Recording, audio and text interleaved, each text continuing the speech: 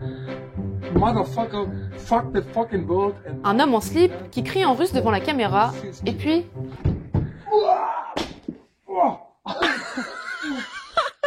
Ça, c'est drôle. Mais alors, pourquoi? Qu'est-ce qui fait que certaines choses sont drôles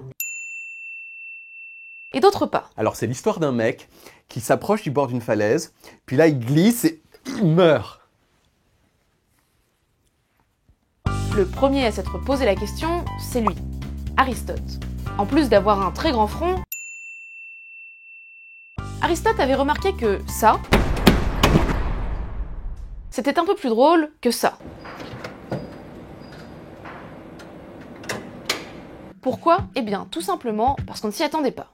En général, pour franchir une porte, on l'ouvre. Or, en décidant plutôt de la heurter violemment, Karim a brusquement fait voler en éclats ce à quoi on s'attendait. Et ça, c'est drôle. Ok, mais ça explique pas pourquoi un jeu de mots c'est drôle. Tu vois, ça c'est... Eh bien en fait, si. L'observation d'Aristote, aujourd'hui, ça s'appelle la théorie de l'incongruité.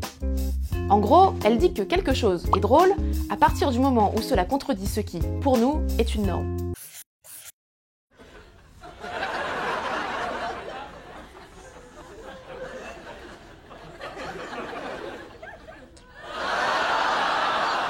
Or, dans la vie, des normes, il y en a plein. Le langage, par exemple, c'est une norme. Et quand on la transgresse... Il n'y a qu'un seul homme qui pouvait en vouloir à mon père. L'imam des La morale, c'est aussi une norme, que les humoristes aiment d'ailleurs beaucoup transgresser pour nous faire rire. On me dit que des juifs se sont glissés dans la salle. Très bien, mais alors maintenant, regardons ça. Qu'est-ce qu'on dit? Salut, clown. Oh, dis-moi bonjour. Ce n'est vraiment pas drôle, et pourtant, on ne peut pas dire que c'est une situation normale. Les clowns, en général, ça ne nous interpelle pas depuis les bouches d'égout. Eh bien, l'explication, on la doit à cet homme, Thomas Clark Veitch. Aujourd'hui, Thomas est plombier.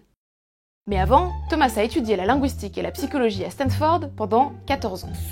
Et en 1998, il publie un livre intitulé « Une théorie de l'humour ». Pour Thomas, il n'y a non pas une, mais deux conditions pour que quelque chose soit drôle. Il faut, certes, qu'une norme soit transgressée. Mais il faut aussi que cette transgression soit perçue comme inoffensive. En gros, c'est pas grave, et c'est pour ça qu'on peut en rire. Reprenons cette vidéo d'un monsieur qui se jette dans une piscine gelée. Si elle est drôle, c'est 1, parce qu'on ne s'attend pas à ce que la glace tienne. Ça, c'est la transgression. Et 2, parce qu'au fond, il s'est sûrement fait un peu mal, mais il n'a rien de cassé. Écoutez d'ailleurs le rire de celui qui filme. D'abord un peu retenu, il devient frénétique quand il se rend compte que son ami va bien.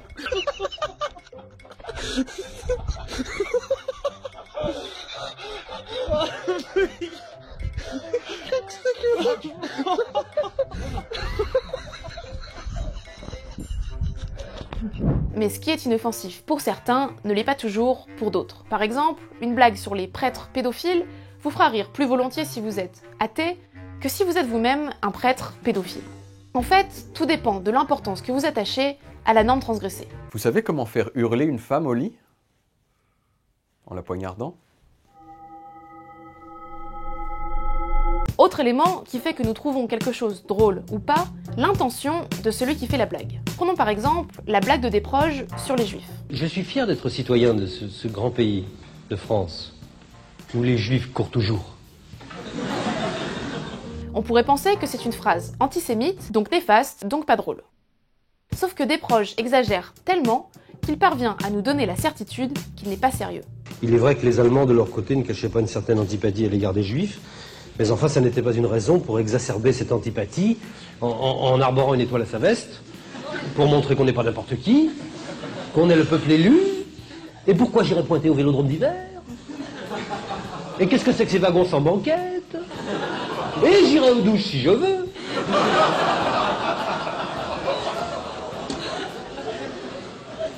Quelle suffisance! Comme disent les enfants, on voit bien que ce qu'il dit, c'est pour de faux. Mais dans certains cas, il est plus difficile de savoir si une transgression est vraiment pour de faux. Je n'ai pas à choisir entre les juifs et les nazis. Je suis neutre dans cette affaire. J'étais pas né en 1900, machin. Moi, je suis né en 66, donc qu'est-ce qui s'est passé, moi? Qui a provoqué qui a volé qui? J'ai ma petite idée, mais enfin... Si l'on compare le sketch de Dieudonné à celui de Desproges, la différence réside non pas dans les propos, mais dans l'intention. Chez Dieudonné, il y a toujours une ambiguïté, et il ne fait d'ailleurs rien pour la dissiper. C'est bien l'édition, c'est bien la pédagogie par le rire, etc. Mais qu'est-ce qu'on fait de plus?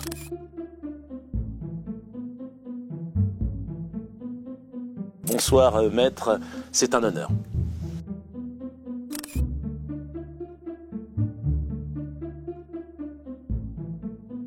Résultat, si l'humour de Dieudonné n'est pas drôle pour certains, c'est parce qu'ils le considèrent néfaste. Et s'il est drôle pour les autres, c'est parce qu'ils le considèrent inoffensif. Soit parce qu'ils jugent que c'est pour de faux, soit parce qu'ils n'accordent pas beaucoup d'importance à la déportation des Juifs.